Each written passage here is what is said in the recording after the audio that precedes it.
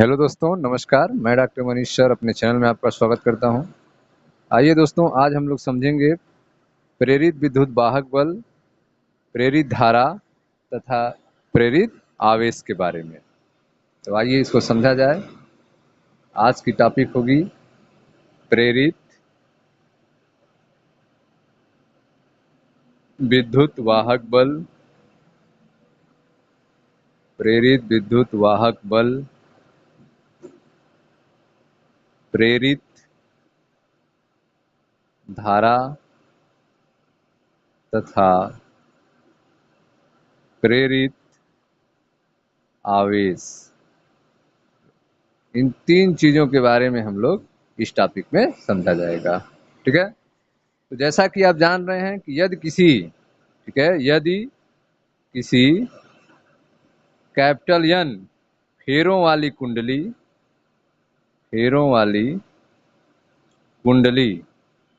ठीक है, यदि किसी कैपिटल एन फेरों वाली कुंडली में चुंबकीय फ्लक्स परिवर्तन की दर, चुंबकीय फ्लक्स परिवर्तन की दर, चुंबकीय फ्लक्स परिवर्तन की दर को किसे लिखेंगे? डेल्टा फाई बी बटे डेल्टा टी। ठीक है। तो यदि कैपिटल एन फेरों वाली कुंडली में चुंबकीय फ्लक्स परिवर्तन की दर डेल्टा फाई बी बटे डेल्टा टी हो, ठीक है, तो परिपथ में प्रेरित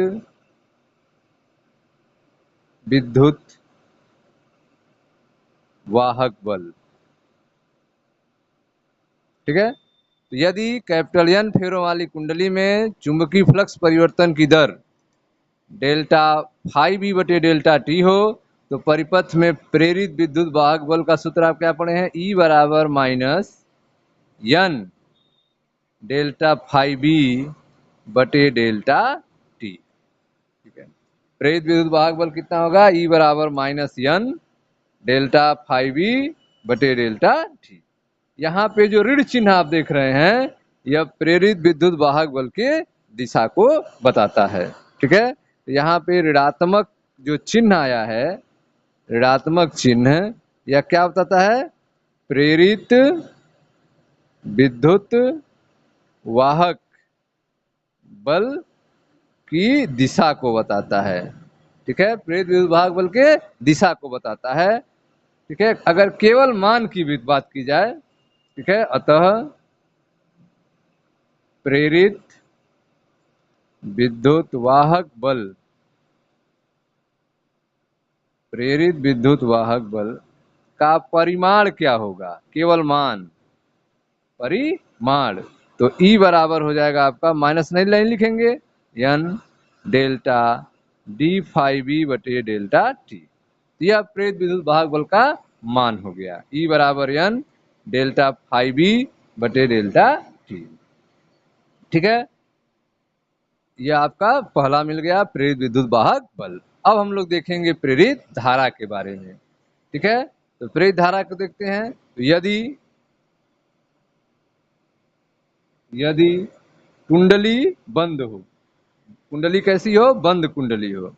यदि कुंडली बंद हो तथा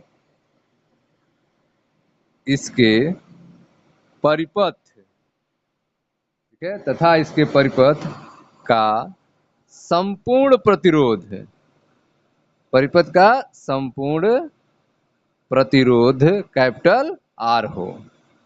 यदि कुंडली क्या हो? बंद हो और इसके परिपथ का संपूर्ण प्रतिरोध कैपिटल आर हो, ठीक है, तब परिपथ में प्रेरित धारा क्या होगी? तब परिपथ में प्रेरित धारा, परिपथ में प्रेरित धारा I बराबर E बटे आर।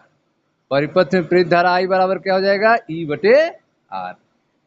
E का मान N बटे आर डेल्टा फाई बी बटे डेल्टा टी। ठीक है। यह हो गया प्रेरित धारा I का मान N/R डेल्टा फाई बी बटे डेल्टा। अब इस समीकरण से आप देख रहे हैं कि जो प्रेरित धारा I है वह प्रतिरोध R पर निर्भर है।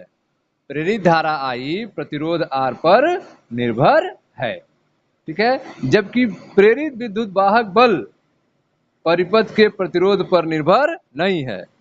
प्रेरित विद्युत वाहक बल E जो है वह R पर निर्भर नहीं है। प्रेरित विद्युत वाहक बल E R पर निर्भर नहीं है, लेकिन प्रेरित विद्युत धारा I जो है वह प्रतिरोध R पर निर्भर है, ठीक है।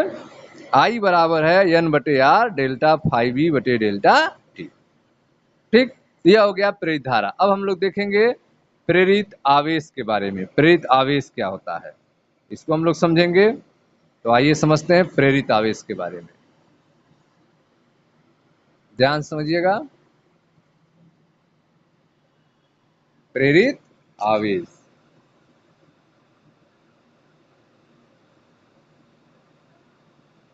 प्रेरित आवेश, ठीक है। डेल्टा टी समय अंतराल में, डेल्टा टी समय अंतराल में परिपथ में प्रेरित आवेश, परिपथ में प्रेरित आवेश कितने समय में? डेल्टा टी समय अंतराल में। डेल्टा टी समय अंतराल में परिपथ में प्रेरित आवेश, प्रेरित आवेश Q बराबर I इंटू डेल्टा टी। प्रेरित आवेश Q बराबर I इंटू डेल्टा टी, या Q बराबर I का मान कितना है? N/R डेल्टा फाई बी बटे डेल्टा टी और इंटू डेल्टा टी। तो Q बराबर I into delta T, I का मान रख दिए N/R डेल्टा फाई बी बटे delta T into delta T. Delta T से डेल्टा टी कैंसिल, तो Q बराबर हो गया आपका N/R delta phi B. Q बराबर क्या हो गया? N/R डेल्टा फाई बी, ठीक है। तो प्रेरित आवेश Q बराबर क्या होता है? तो प्रेरित आवेश Q बराबर N क्या है? फेरों की संख्या, N क्या है? फेरों की संख्या इंटू चुंबकीय फ्लक्स में परिवर्तन। डेल्टा फाई बी क्या है? चुंबकीय फ्लक्स में परिवर्तन, चुंबकीय फ्लक्स में परिवर्तन बटे R क्या है? प्रतिरोध, ठीक है। तो प्रेरित आवेश Q बराबर फेरों की संख्या इंटू चुंबकीय फ्लक्स में परिवर्तन बटे प्रतिरोध, ठीक है। अब यहाँ पे आप देख रहे हैं कि प्रेरित आवेश का मात्रक क्या होगा? तो डेल्टा फाई बी जो है आपका, उसका मात्रक वेबर होगा, R का मात्रक ओम होगा, R का मात्रक क्या होगा? ओम होगा। तो प्रेरित आवेश का मात्रक होगा कूलाम। प्रेरित आवेश का मात्रक क्या होगा? कूलाम हो जाएगा, ठीक है। अब इस समीकरण को अगर हम ध्यान से देखें तो प्रेरित आवेश फ्लक्स परिवर्तन के समय अंतराल पर निर्भर नहीं करता है। प्रेरित आवेश Q जो है वह फ्लक्स परिवर्तन डेल्टा फाई बी के समय अंतराल डेल्टा टी पर निर्भर नहीं करता है, क्योंकि डेल्टा टी कैंसिल हो गए, ठीक है। तो प्रेरित आवेश फ्लक्स परिवर्तन के समय अंतराल पर निर्भर नहीं करता है। फ्लक्स परिवर्तन चाहे तेजी से हो या फिर धीरे धीरे हो, परिपथ में प्रेरित आवेश उतना ही होगा, ठीक है। तो फ्लक्स परिवर्तन चाहे तेज हो चाहे धीरा हो, परिपथ में प्रेरित आवेश का मान उतना ही होगा, अर्थात प्रेरित आवेश फ्लक्स परिवर्तन के समय अंतराल पर निर्भर नहीं करता है, ठीक है। तो इस तरह से आपने देखा प्रेरित विद्युत वाहक बल E बराबर N डेल्टा फाई बी बटे डेल्टा टी, प्रेरित आवेश I बराबर N/R डेल्टा फाई बी बटे डेल्टा टी और प्रेरित आवेश Q बराबर N/R delta phi B. Okay students, thank you.